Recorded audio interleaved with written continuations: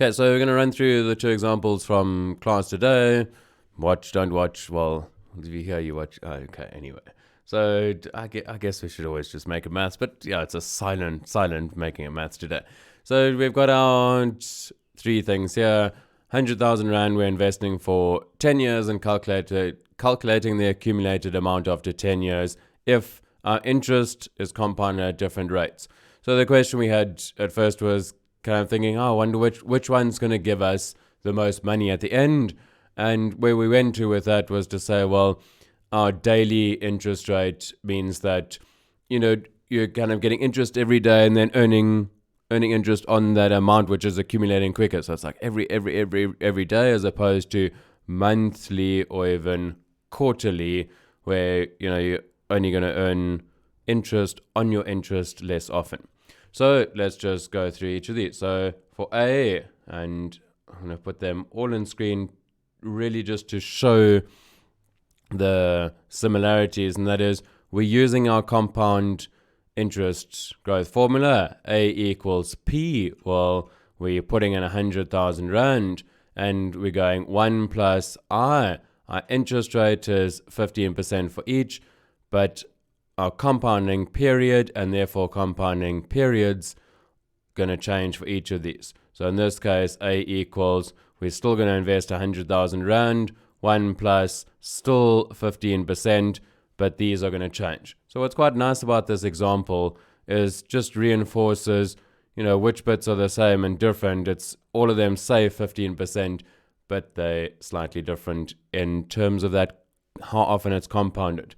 So if we're going quarterly, there are 4 quarters in a year, so therefore there are 40 quarters over 10 years, 4 times 10. And the second one, we're doing it monthly, there are 12 months in a year. So over 10 years, there are 120 months. And then the third one, we're doing it daily. 365 is what we'll use, forget the and a quarter and all the other things. We'll just use 365 always. So therefore, there are 365 times 10 days over 10 years. Okay, so from there, we're just going to punch that into our calculator and get answers. Maybe if I did it across here, it would be a bit clearer. And the last one that is going to disappear behind my head, I'll try and remember to get right. Okay, so let's get our calculator out. Where is it? There. So there, move. And so we're just going to go 100, 1, 2, 3. Oh, whoopsie. 1 plus, no, I'm doing it that way. Fraction 0.15 over 4 to the 40. And syntax error, excellent.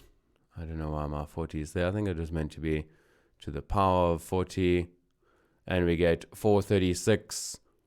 Now I can look at it over here. 436,037,88. And then we'll do the same for the others. Now, I'm not going to remove all of this, but let's just be clever here and go, well, we're just going to change that to 12, and we're going to change that to 120, and we get a new number. So, think about that calculator. There's where that was. Now I can't see it. This is great. 444, going well today. 021,32. And last, we've got, let's just get the calculator back up. And here we're going to go, well, this is 3650. And that one there is 365 equals 448. So this confirms our idea that this one here, well, you can see it in the top. So, well, it's written behind me. That's fine because you can see it over there. 448,030,83. So if we get rid of that and move me out the way, then you can see, that compounding period seems to make enough of a difference, right? There increased by 8, there increased by 4. So quite I don't know about a substantial difference, percentage-wise, but, it makes a bit of a difference. So there's the example from there. I'll pop another video for the other example that we did.